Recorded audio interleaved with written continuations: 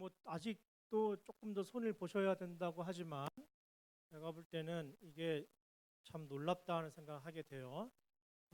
정말 이게 될까 싶었는데 이렇게 또 아름답게 잘 디자인이 되어서 앞으로 이 공간에서 또 이 건물에서 이루어질 하나님의 일들이 기대가 되고요. 하나님이 어떻게 이 공간들과 사역들을 사용하실까라고 하는 그런 설레임이 있습니다. 저만 그런 거 아니죠? 네. 혹시 여러분 중에 아직도 이 교회가 이렇게 하는 게 맞나 싶기도 하시고요. 또 이게 지금 우리가 제대로 하는 건가라는 생각도 할 수 혹시 있을지 모르겠어요. 그런데 허 목사님은 안 그러실 것 같죠? 예? 허 목사님도 그래요. 저도 그래요, 심지어는.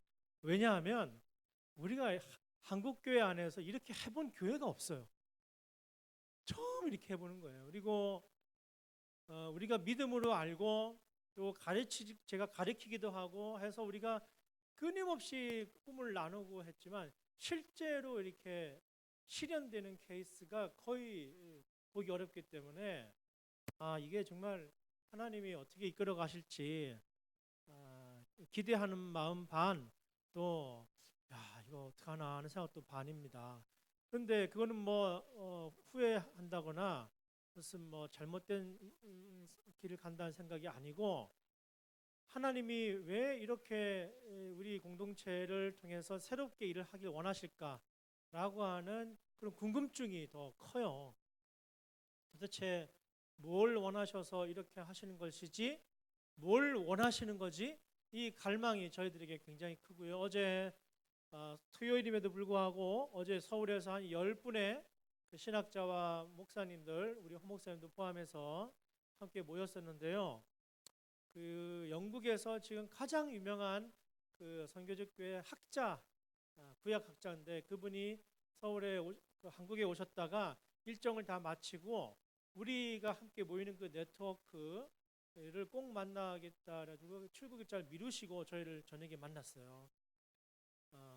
그래서 좋은 얘기를 나눴는데 그런 분들은 이제 한국에 오면은 큰 교회 다니잖아요. 큰 교회 가서 큰 설교하고 큰 세미나하고 뭐 이러는데 그 중에 그 아는 우리 멤버 중에 한 분이 진짜 그 선교적 교회 제대로 하려고 하는 교회들을 만나보지 않고 왜 그렇게 그 큰 교회들만 다니느냐고 얘기를 해서 어제 이제 그런 우리 함께 동역하는 목사님들과 학자들이 모여서 식사를 같이 하고 또 이야기도 많이 나눴습니다. 근데 이분이 뭐라 그러시냐면 그분도 지금 런던에서 목회를 하고 계세요. 그분도 아주 작은 공동체를 사역을 하고 계시고 아주 유명한 위대한 학자인데 작은 공동체를 섬기면서 이런 일들을 하는데 본인도 초청해서 왔지만은 사실 진짜 만나고 싶은 공동체는 이런 공동체다라고 하는 것이죠. 왜냐하면 하나님께서 이런 공동체를 새로워지는 공동체를 통해서 일하길 원하시지 기존의 습관에 매여있고 관습처럼 하는 예전에 했던 방식으로만 하려고 하는 그런 공동체를 통해서 일하시는 걸 하나님이 별로 원치 않으신다는 것이죠. 그래서 우리가 지금 그 하나님이 원하시는 그 선교적 교회의 비전, 문화 선교를 통해서 지역을 섬기겠다고 하는 이 비전으로 새로운 교회를 꿈꾸게 하시고 또 놀랍게도 20년을 섬겼던 그 지역과 공간을 또 내려놓고 새로운 지역과 공간으로 와서 새로운 방식으로 하나님을 증언하길 원하는 이 놀라운 일들이 한국교회에서 유례를 찾아보기가 어렵고 그래서 우리가 경험해보지 않았기 때문에 좀 불안해요, 사실은. 근데 이 불안감은 설레임에서 오는 불안감이에요. 설레임에서 오는 불안감. 왜 우리 데이트하다가 보면 말이죠. 데이트 초기에 저 남자가 내가 말하는 걸 내가 원하는 걸 같이 좋아해 줄까 뭐 이런 설레임이 있잖아요. 불안하기도 하죠. 우리가 지금 앞으로 해나갈 여러 가지 일들이 하나님이 어떻게 사용하실까 하는 그런 설레임에서 오는 그런 불안감이라고 여러분 그렇게 아시면 돼요. 봉준호 감독이 여러분 최근에 기생충 우리 성은교회 정도 되면 이미 이제 다 보셨어야 되는데 아직 안 본 분이 계시면 좀 문제가 있습니다. 가까이 여기 현대 있잖아요. 가서 영화도 좀 보시고 기생충. 근데 좀 영화가 어려워서 어떨지 모르겠습니다만은 이 영화로 72회 칸느 영화제에서 최고상 황금 종려상을 수상을 했다는 것이죠. 이 봉준호 감독은요, 이 자체 개인에게도 영광이지만 여러분 올해가 2019년인데 1919년 100년 전에 우리나라의 최초의 상업 영화 단성사에서 의리적 구토라는 영화가 상영이 됐어요. 그러니까 100년 만에 한국 영화계가 얻은 쾌거다 이렇게 축하들도 하고 있습니다. 근데 이 영화가 단지 그것 때문에 주목받는 게 아니에요. 또 다른 이유가 있어요. 주목받는 이유가. 그 이유가 뭐냐 하면 이 제작 과정에서 스태프들과 이 감독이 말이죠. 야, 대단해요. 표준 근로 기준법에 따른 계약서를 썼다는 거예요. 지금까지 한국 영화는 만들 때 감독이랑 스타들이 돈 다 가져가지 스태프들은 라면 먹으면서 영화 만들거든요. 밤새 촬영하고.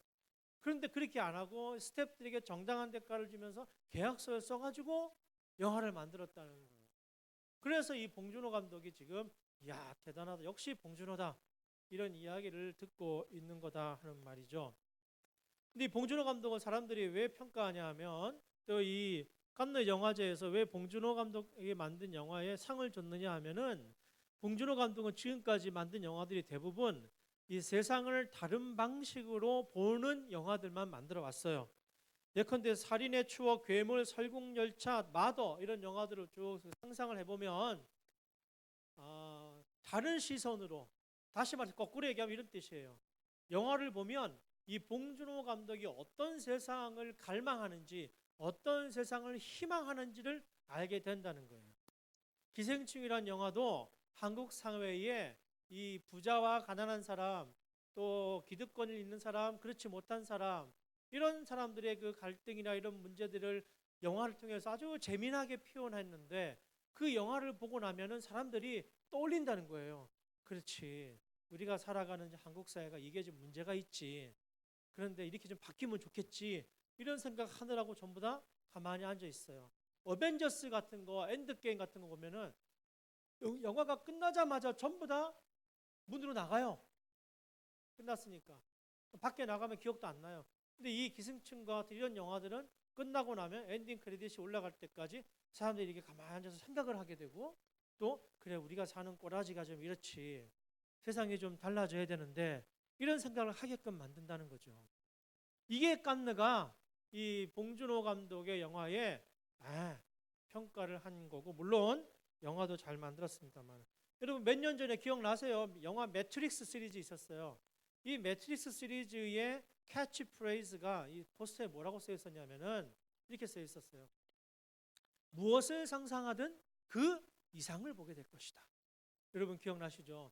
제가 이 영화를 보면서 속이 상했어요. 왜냐하면은 한편의 영화도 그것을 보는 사람들에게 그 이상을 보여준다고 이렇게 선전을 하는데 오늘날 한국 교회는 이 성은교회 빼놓고 말이죠. 한국 교회는 무엇을 상상하든 그 이하를 보여줘요. 요즘에 텔레비에 막 뉴스에 등장하는 이상한 목사님들 계시잖아요. 너무 속이 상하는 거예요. 이 복음이 땅에 떨어지고 몇몇 잘못된 지도자들이나 이런 사람들 때문에 주님의 몸된 교회가 조롱을 당하고 있는 게 너무너무 화가 나는데 근데 이제 그런 사람들만 그러냐? 그렇지가 않다는 거예요. 막 몇몇 명씩 모이고 1000명, 2000명씩 모여서 듣는데 가봐도 전부 습관처럼 신앙생활을 하고 그들이 꿈꾸는 게 뭔지 모르겠어요. 그 많은 사람들이 모여서 예배드리면서 생각하고 이 설레면서 꿈꾸는 그 나라가 어떤 나라인지 별로 알 길이 없다는 거예요. 그 사람들이 그런 걸 보면서 영화보다 못하다 이런 얘기를 하는 겁니다. 여러분 기억하세요. 도가니라는 영화가 있어요. 그 영화가 끝나고 나서 장애인들을 위한 도가니 법이라는 게 만들어졌어요. 장애인들의 인권을 위한. 그런가 하면 여러분요. 지금 우리 집사님이 기도하시면서 지금 우리 남북 정세가 조금 더 어려워졌다 그러시는데 아마 좋아질 걸로 기대합니다만은 작년만 해도 우리가 그 남북 정상이 판문점에서 만나고 서로 왔다 갔다 하고 정말 깜짝 놀랐었잖아요. 근데 그 전에 벌써 JSA 공동경비구역 기억나시죠? 이런 영화 있었고요. 웰컴 투 동막골 이런 영화가 있었고요. 또 강철비 이런 만화를 영화로 한 이런 영화들이 있었어요. 그 영화 평론가들이 뭐라 그러냐면은 도가니 법을 만들고 또 이런 JSA, 웰컴 투 뭐 강철비 이런 영화들이 그 당시에 현실적으로 남북한이 그렇게 왔다 갔다 할 수 없음에도 불구하고 현실에서 불가능한 이야기를 영화를 통해서 영화적 상상력으로 막 그려놓은 탓에 그걸 본 대한민국 사람들이 작년에 그런 놀라운 일들이 빵빵 터짐에도 불구하고 자연스럽게 또는 기꺼이 그런 변화를 새로운 세상에 대한 꿈을 받아들이는 데에 이 영화들이 간접적인 영향을 줬다고 말하는 거예요. 여러분, 영화가 세상을 바뀌기도 하고 영화가 세상을 다르게 보는 시선을 만들어 주기도 하는데 그에 비해서 도대체 하나님의 말씀을 믿는 사람들, 그 사람들이 모인 공동체에 와 보면 새로운 꿈을 꾸거나 창의적인 다른 세상을 꿈꾸기보다는 그런 게 아니고 틀에 갇혀놓고 프레임에 가다놓고 늘 습관처럼 하던 대로 가다놓고서 어떤 창의성도 어떤 상상력도 발견하기가 어렵다, 이런 얘기를 하는 거예요. 여러분, 얼마 전에 열렬사제 드라마 끝났어요. 열렬사제. 여러분, 드라마든 영화든 요즘에 말이죠, 정의롭고 뭔가 거룩하고 이런 건 전부 캐톨릭 신부들이 나와요. 근데 좀 이렇게 좀 이상하고 깨고 좀 이기적이고 야비하고 이런 캐릭터는 전부 목사 아니면 교회 이런 걸로 나와요. 아니, 우리가 열이 받잖아요, 제가. 그래서 제가 충무로 감독들 아는 사람이 있어서 물어봤어요. 도대체 왜 이렇게 우리를 그렇게 하냐? 뭐라 그러냐면요, 제가 그 얘기를 듣고 충격을 받았잖아요. 이 사람 영화 감독, 지금 영화 감독들이 생각하는 아주 그 선배급, 중진급이 이름을 얘기해도 상관없을 것 같아. 배창호 감독이나 이장호 감독이에요. 우리 어르신들 뭐 어른들 다 아시죠? 배창호, 이장호가 뭐 이런 감독인데 이런 분들이 예수를 믿기 전에 영화를 참 좋은 영화를 만들어놨는데 예수를 믿고 나서 만든 영화들이 전부 다 이상하더라는 거예요. 상상력도 없고 뭔가 이렇게 그림이 이상하다. 그래서 충무로 감독들은요, 예수 믿으면 상상력이 다 떨어진다. 예수 믿으면 안 된다. 예수 믿으면 틀에 갇힌다. 이런 얘기를 자기네끼리 한다는 것이죠.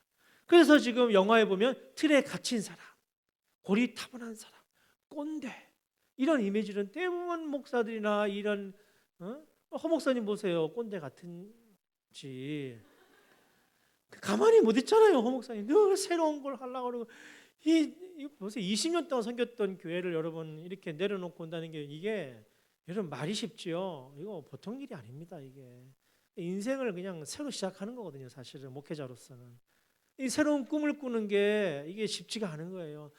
큰 교회라 하더라도 틀에 갇혀 있고 습관에 갇혀 있고 이 상상력이 죽어버리면 이런 일을 할 수가 없는 거예요. 이 놀라운 일을 지금 하나님께서 성은기를 통해서 해나가고 계시는데 하물며 영화적 상상력이 세상을 바꾸기도 하고 새로운 생각들을 만들어내기도 하는데 도대체 이 신앙의 그리스도인들의 상상력은 지금 별로 힘도 없고 다 떨어져 있어요. 여러분, 이 땅에 하나님께서 교회 역사를 시작하시는데 주님 오셔서 성령 강림하시고 그래서 초대교회에 예루살렘에서 시작된 그 마가의 다락방의 교회가 초대교회 처음 교회인데 사실 구약에도 처음 교회가 있었죠. 광야교회예요. 이집트에서 하나님이 10가지 재앙을 통해서 홍해를 가르시고 탈출시킨 그 광야교회가 처음 교회였단 말이에요. 근데 그 광야교회나 이 초대교회의 성령의 교회나 공통점이 있어요. 공통점이 뭐냐? 뭐 같습니까, 여러분? 똑같은 공통점이 니께 내게 없었다는 거예요. 그냥 함께 더불어 먹고 마시고 함께 사는 공동체였지 니꺼 내꺼 자기의 개인 소유가 별로 없었던 공동체였다는 게 공통점이에요. 여러분, 만나 기억하시죠? 예, 여러분. 이 사람들이 나올 때 3일 먹을 것만 갖고 나왔단 말이죠. 그 나와가지고 3일 만에 떨어지니까 원망을 해서 만나를 주셨는데 만나가 저축이 안 돼요. 저장이 안 돼요. 썩어요. 냉장고도 없었으니까요. 만약에 썩지 않았다고 생각해 보세요. 그럼 사람들이 나가서 내일 먹을 거 그 다음 날 먹을 거 다 끌어 모아가지고 가져왔겠죠. 그 다음에 힘센 놈들이 더 많이 가져갔겠죠. 그 다음에 힘 약한 사람들한테 돈 내고 사 먹으라고 그랬겠죠. 이렇게 되면 또 가난한 사람과 부자가 가난한 사람 이렇게 또 생겨나지 않겠습니까? 그러면 공동체가 안 돼요, 여러분. 또 권력이 생겨나고요. 예. 이 40년 동안 광야를 훈련시킬 때 하나님께서 가나안 공동체를 만들기 위해서 40년 동안 네 거 내 거 없이 살아가는 훈련을 시킨 거예요. 그래 진짜 그래서 하나님의 공동체가 된 겁니다. 그래서 가나안에 들어가고 나서도 어떻게 했습니까? 7년 쉬고 50년이 되면 너희가 받았던 거 다 돌려줘라. 왜요? 너희들은 원래 공동체는 광야 공동체야.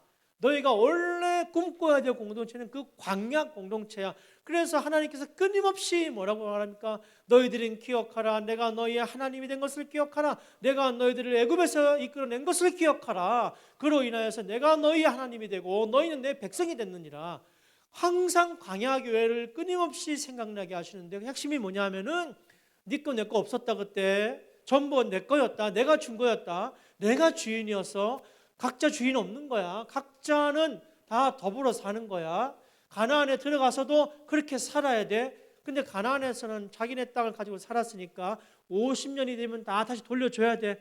왜 그렇습니까? 하나님을 믿는 공동체는 함께 더불어 먹는 공동체이기 때문에 그렇게 생각하게 하신 거예요. 초대교회 보세요. 네 거 내 거 없이 서로 융통하며 서로 통용하며 살았다. 자기 것을 주장하는 자가 없었더라. 어떻게 그렇게 살 수 있었습니까? 하나님의 성령이 임하시고 왜 그렇게 살 수 있었습니까? 하나님이 원하시는 삶이 그런 삶이에요. 하나님이 원하시는 나라가 그런 나라예요. 그래서 여러분 지금까지 우리나라에 거쳐왔던 이단들 보세요. 우리 동네에도 몇 개 있잖아요. 이단들이 재산 다 포기하고 다 함께 먹고 마시자고 꼬드겨가지고 다 그렇게 만들었잖아요. 좀 어디 섬에 이주 가기도 하고 이랬잖아요. 이단들이 그렇게 합니다. 지금 우리가 사는 이 자본주의 사회에서는 그렇게 하기가 어려워요. 꼭 그렇게 재산 포기하고 함께 더불어 살아야만 그 꿈을 이루는 게 아니에요. 오늘 본문을 통해서 우리는 하나님이 원하시는 그 꿈을 다시 한번 확인해 보려고 하는데 여러분 왜 광야를 보면서 사람들이 감동을 받고요? 왜 초대교회를 보면서 그 당시에 요마 사람들이 감동을 받은 줄 아세요? 자기네들이 살아가는 방식과는 다르게 살아가는 거예요. 가나안 땅에 이스라엘 백성들이 이제 정착을 했을 때 그 옆에서 7 이단 부족들이 왜 이 이스라엘 민족을 두려워했냐면은 자신들이 살아가는 방식하고 전혀 다르게 살아가는 거예요. 광야교회나 초대교회나 하나님의 성령의 능력을 통해서 새로운 세상을 꿈꾸게 만들었거든요. 세상을 다르게 살도록 만들었거든요. 도대체 그 힘이 어디서 오냐는 거죠. 오늘 한국교회가 조롱받고 능력도 없고 뭐 자랑할 게 별게 없는데 이럴 때 이 믿음의 힘, 성령의 공동체가 되도록 하는 이 다르게 살도록 하는 힘이 도대체 어디서 오냐는 것이죠. 여러분 교회에 10년, 20년 다니면요 확신범들이 생겨나게 돼 있어요. 확신범이 뭐냐면요 내가 정답을 다 알고 있다 이렇게 생각하는 사람들. 이런 사람들은요 같이 일하면 참 피곤합니다.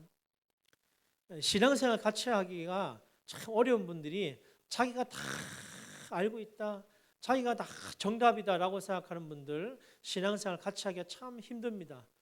신앙생활이 깊어지면 할수록 겸손해지고 자기가 이 받아들이는 이 수용의 폭이 넓어지고 그래야 되는데 신앙이 깊어졌는데 뭐 직분도 높아졌는데 이게 인색해지고 그저 자기만이 정답이라고 생각하는 사람 그 이유가 있어요, 여러분. 왜 그렇게 되는지. 다른 얘기로 하면은 이 상상력이 없는 사람들이에요. 이 지금 젊은 사람들이 상상력이 없는 기성세대를 보고 뭐라고 말하는지 아세요?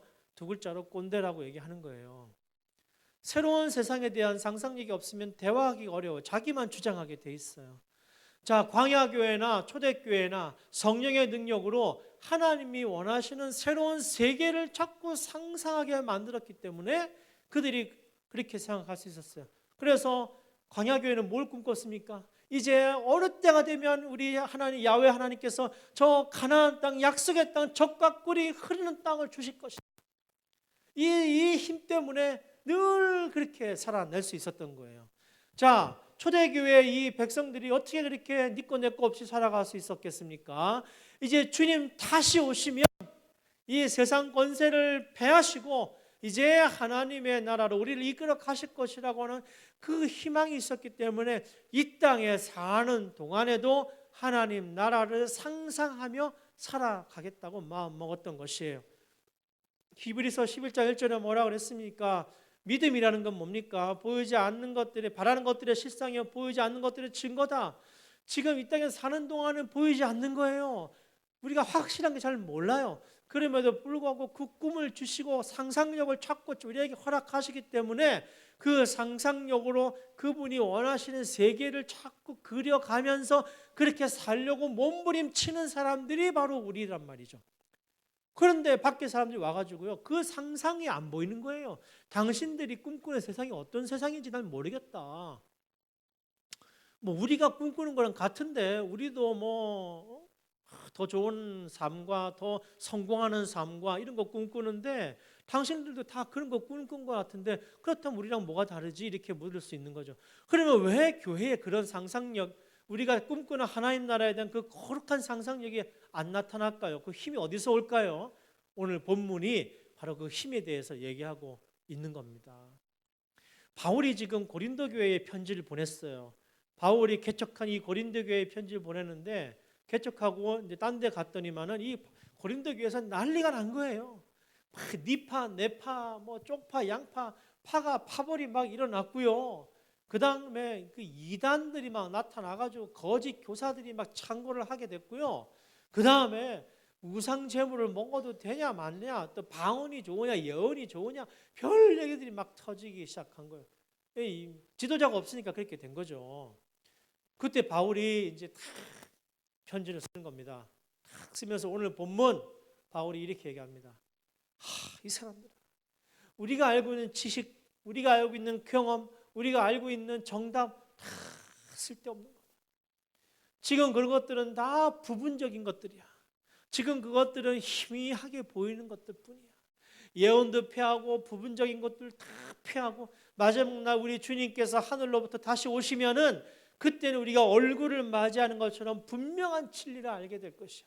그러므로 지금 우리에게 더 명확하게 확실한 거, 예수를 믿으면 구원받는다고 하는 이 하나만 확실할 뿐이지 우리가 알고 있는 지식, 경험, 뭐 성경 공부, 여러분 요즘에 뭐 한다 그랬지? 뭐 렉치오 TV나 이런 걸 우리가 100번 한들 명확하게 주님 오실 때 다시 알게 되는 그 정답을 알기는 어렵다는 거예요.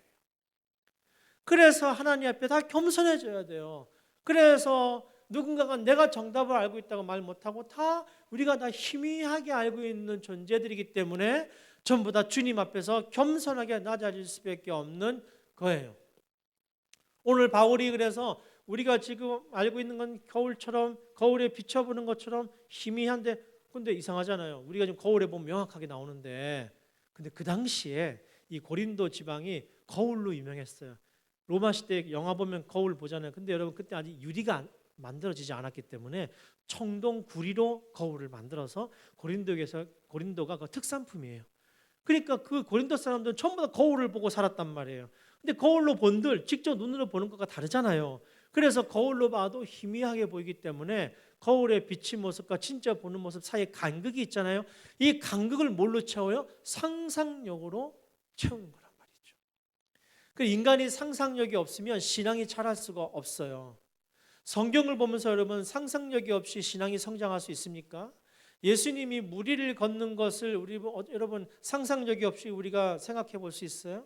어떤 교회에서 초등학생 학생들에게 예수님이 무리를 걸었었던 이유를 적어보내라 그랬더니만은 뭐 믿음으로 하나님 능력으로 이런 게 아니고 어떤 친구는 예수님 발바닥에 기름을 발라서 둥둥 떠 있었어요 라든지 또 예수님이 워낙 발을 빨리 움직여가지고 한 발 빠질 때 얼른 옮기고 또 한 발 빠지기 전에 얼른 옮겨가지고 이래가지고 둥둥 떠 있었다는 둥. 근데 여러분 그 아이들에게 뭐라고 그럴 수가 없죠. 상상력이 풍부한 거잖아요. 그러면 격려해주고 축하해줘야 되죠. 근데 어른들도 마찬가지예요. 어른들도 성경을 읽을 때 그 상상력을 막 펼쳐가지고 그렇게 잘 그려내고 그래야 신앙이 성장하고 발달하는데 그런 점에서 저는 여러분 보셨던 패션 오브 크라이스트 같은 영화들은 애들한테 보여주면 절대 안 되는 영화입니다. 그 폭력적인 지수가 높아가지고 패션 오브 크라이스트 같은 것들은 저는 별로 좋은 영화라고 평가를 안 해줬어요. 왜냐하면 우리가 순환절 때 성경 말씀 읽으면 그 영화가 떠올라요. 그 영화는 근데 여러분 픽션이에요. 그 진실이 아니란 말이죠. 마지막 날 우리가 다 알게 되는 거지. 지금 우리가 알고 있는 것도 다 희미한 것들인데 그 영화는 상상하게 만들지 않아요. 너무 명확하게 보여져 버리는 것이죠. 신앙이라는 걸 하는 것은 여러분, 이 믿음의 영역이라고 하는 것은 모든 게 명확해서 믿음이 아닙니다. 희미하게 보는 것 같지만 마지막 날 우리 주님이 오시면 그분이 우리에게 명확하게 알려주실 거라고는 확신을 가지고 신앙의 상상력을 막 발휘해서 하나님이 원하시는 세상은 어떤 세상이지? 하나님이 원하시는 나라는 어떤 나라일까? 하나님이 원하시는 그 삶이란 건 어떤 것일까? 그런 걸 함께 상상해 가면서 그 열망으로 주님 오실 때까지 우리가 살아가는 건데, 이 상상력을 싹 없애버리고 정답을 줘버리니까 감독들이 안 오는 거예요. 정답을 줘버리니까 재미가 없다 그러는 거예요. 정답을 줬더니까 답정너들이 교회는 너무 많아요. 답을 정해놓고 하는 사람들이, 답정너들이 너무 많으면 교회가 상상력이 줄어들게 되는 거예요. 성원교회 같은 데는요, 사실은 상상력이 그냥 막 꿈틀꿈틀 돼가지고 이 역동이 살아나야 되는 거죠. 그러면 이 상상력이 왜 어떤 공동체는 약하고 어떤 공동체는 크게 나타나느냐? 그 근원이 뭐냐? 오늘 바울이 얘기하는 겁니다. 예언도 패하고 부분적으로 보는 것도 패하고 우리가 알고 있는 지식도 패하고 경험도 패하고 다 그거 하나님 앞에서 별 볼 일 없다. 오로지 하나님이 오실, 주님이 다시 오실 그때까지 우리를 희미하게 보는 것을 진짜 눈에 보이지 않지만은 마치 보이는 것처럼 살아가도록 만드는 힘은 어디서 오느냐? 그 힘이 바로 사랑에서 온다고 하는 거예요. 사랑에서. 이 사랑의 상상력이야말로, 이 사랑의 힘이야말로 사랑이 이 모든 걸 이기게 만드는 거예요. 사랑이 있어야만 교회에 이런 능력도 생기고 이 상상력이 살아나게 된다는 것이죠. 요즘 세상 사람 여러분, 젊은 친구들도 그렇고 요즘 사람들 사랑이 얼마나 어그러져 있고 왜곡되어 있습니까, 여러분? 여러분, 스카이캐슬 이거 자기 가족만 잘 되고 다른 가족 망가지고 그래도 상관이 없다는 거 아닙니까? 요즘에 고유정 사건이 보면 이게 사랑이 완전 왜곡돼 가지고 이렇게 어그러져 있는 것을 우리가 보지 않습니까? 얼마 몇 주 전에는 의붓 친어머니가 공모해가지고 이 딸을 죽이지 않았습니까? 심지어 이 의붓 아버지는 이 의붓 딸을 평상시에 성폭력을 해가지고 그렇게 했다는 거 아니에요? 이게 부모들이 도대체 자식에 대한 사랑이 이렇게 어그러져 있고요. 내 자식만 잘 되면은 뭐 수단 방법 안 가리는 게 이 부모님들의 사랑이 되어버렸고, 이게 진짜 사랑이 아니잖아요. 요즘에 남녀 사랑도요, 남자라는 이유 때문에 여자라는 이유 때문에 남혐, 여혐 해가지고요, 사랑의 낭만은커녕 전부 혐오하게 되어 있고요. 우리 그리스도인들이 말이죠, 이 사랑의 모범을 보여줘야 되는데 그리스도인들의 사랑도 이 쉽지가 않아요. 조금만 자기 마음이 상하고 괴롭히게 되면 막 저주하고 막 괴롭히고, 요즘에 우리가 이 싸움 박질하는 교회들 얼마나 많이 주위에서 보게 됩니까, 여러분? 도대체 사랑의 능력이 다 상실된 교회, 사랑의 능력이 볼 수가 없는 공동체에는 상상력이 죽어버려가지고 습관처럼 재미없이 정답만 가진 사람들이 막 멈춰가지고 다른 사람을 찌르고 핥히고 괴롭히게 되는 거예요. 이게 고린도 교회가 좀 이랬단 말이에요. 고린도 교회가. 그러니까 바울이 편지를 써서 니들이 지금 말하고 있는 건 다 희미한 거야. 주님 오시면 다 패하는 거야. 그런 거 주장하지 마라. 가장 중요한 건 우리 주님께서 우리를 사랑하신 그 사랑이 중요한 거야 라고 지금 말씀하시고 계는 거예요. 여러분, 지금 세상에는 동성애 같은 이 어그러지고 왜곡된 사랑들도 지금 막 얘기하고 있지 않습니까? 우리가 하나님의 말씀으로 성경을 그대로 고백한다면은 우리가 어떻게 그런 사랑을 받아들이거나 지지할 수 있겠어요?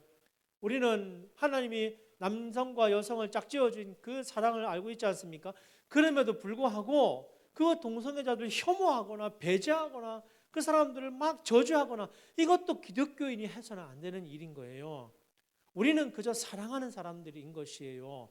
사랑이 이기는 거예요. 그래, 우리가 사랑이 성경에서 말하고 있는 그 사랑의 상상력의 그것들을 우리가 증언하고 보여주고 표현해야만 세상에 어그러지고 지금 타락한 이 사랑들이 우리를 보고 회복하고 다시 하나님의 사랑으로 돌아오게끔 가능성이 생기는 것이지, 우리조차도 그렇게 미워하는 사랑, 혐오하는 사랑, 이기적인 사랑, 다른 사람 배제하는 사랑으로 하나님의 이 사랑을 만들어 나가면 아무런 상상력이 발현되지가 않아서, 그래서 광야교회는 힘이 있었고 초대교회는 힘이 있었지만 지금 교회들은 하나 힘이 없는 거예요. 하나 힘이. 여러분, 주머니에서 은혜가 나온다고 물질에 사로잡히고 돈의 이기심에 마음을 빼앗겨 버리면은 절대 믿음이 성장하지 못하고 하나님의 성령의 상상력이 도대체 그 마음을 지배하지 못하는 거예요. 하나님에 대한 열망, 주님 오실 때까지 그날이 되면 명확하게 알 것이라고 하는 이 열망을 가지고 지금 명확하게 보이지 않지만, 보이지 않기 때문에 더 열심히 상상력을 가지고 하나님 나라에 살아가겠다고 마음먹는 이 열망이 도대체 어디서 온단 말입니까? 하나님 나라를 그 사랑하는 그 열망이 어디서 옵니까?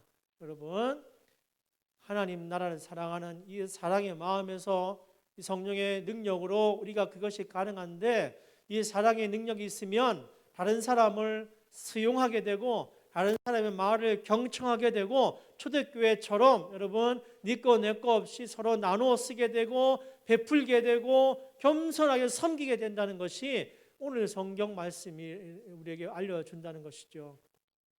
요한일서 4장 10절에 보면 우리가 하나님을 사랑한 것이 아니라 하나님이 우리를 사랑하셨다라고 우리에게 증언하고 있으세요.